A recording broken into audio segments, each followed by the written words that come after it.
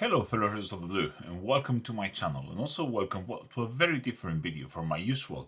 I wasn't going to make this video because I honestly thought everyone knew this. I thought it was common knowledge, but that may be because in my local shop I move around a lot of model builders and this is like completely common knowledge among them. By talking to my friends on the Discord server and on the Telegram group I'm in, nobody seems to know this.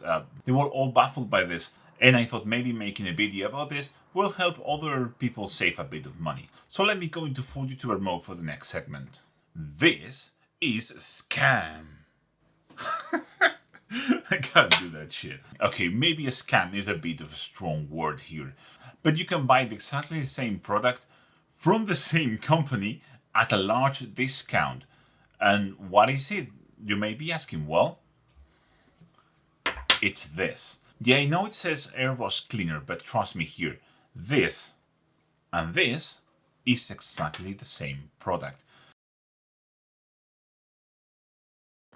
So I just made a very strong statement, and I think it's time to prove it, because, well, two things can happen now. You may think that I am wrong and they are not the same product, or you may have gone online and look at the price of this and see that it's more expensive than this and are a bit confused right now. Well, yes, this is more expensive, but inside here are 6 times the amount of liquid than in here. So as long as the product is significantly cheaper per volume, then we are at the right place. So this usually costs around €5 here. And I've seen this going from anywhere between 8 to €10. So I'm going to take 10 as my benchmark here. So considering we have 6 times more liquid in here, this is actually a third of the price per milliliter than this. So that's quite a significant saving. So I now have to address the other elephant in the room. How can we know these two are the same? Well, this is very easy, because when you manufacture very dangerous and toxic things like these two, you have to provide what is called a safety datasheet. That is by law, and you cannot escape that.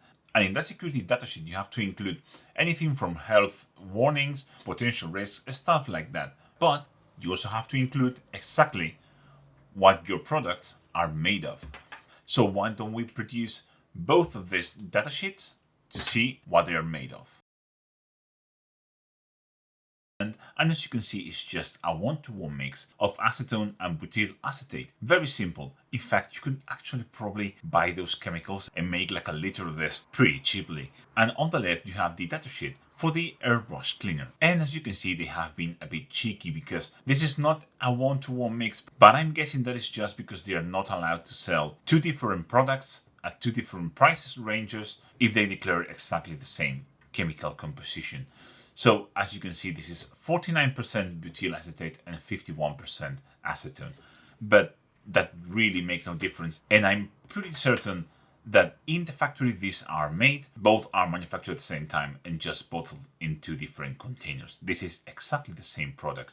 And if you prefer to believe that that 1% makes any difference, here is some footage of me building plastic models using the airbrush cleaner and an old brush.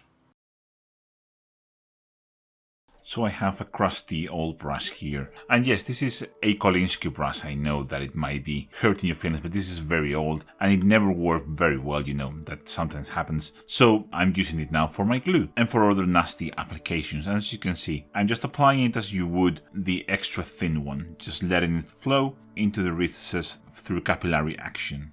And I hope you can see, but this works just as well.